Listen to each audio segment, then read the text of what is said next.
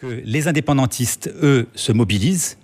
Eux, ils font campagne pour l'indépendance en nous expliquant que d'ailleurs, il ne faut pas avoir peur, que tout va bien se passer, que les non-Kanaks ont leur place. C'est ce que j'ai entendu de la part de Gérard Régnier.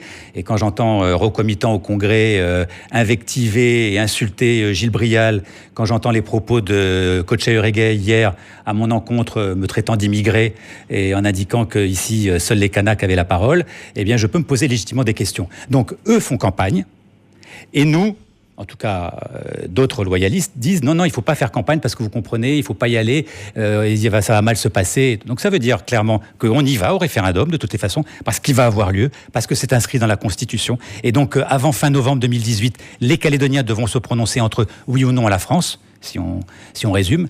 Et donc dans un cas, ils font campagne, et dans l'autre, ils ne font pas campagne. Ce sont les loyalistes. Eh bien nous faisons campagne, nous, à l'UCF, avec mes amis Isabelle Chamorro, Philippe Blaise, Gilles Brial et d'autres, nous faisons campagne pour démontrer, pour expliquer pourquoi l'indépendance n'est pas viable, pourquoi c'est dangereux de quitter l'ensemble de la République française, parce que nous ne resterons pas longtemps seuls et qu'il y a des appétits dans l'océan Pacifique qui sont également extrêmement importants.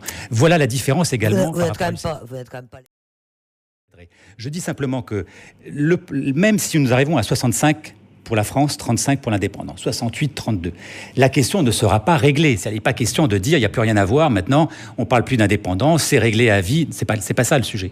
C'est qu'il y aura au lendemain de ce référendum forcément des négociations et qu'elles se dérouleront différemment selon le verdict des Calédoniens tout de même. Il faudra forcément les écouter. Et donc c'est sur cette base-là, ça sera le pivot sur lequel nous devrons négocier l'avenir de la Nouvelle-Calédonie. Et donc c'est à ce moment-là que véritablement nous devrons définir pour une durée longue quel sera le devenir de la Nouvelle-Calédonie en évitant qu'il y ait un deuxième et un troisième référendum, bien évidemment.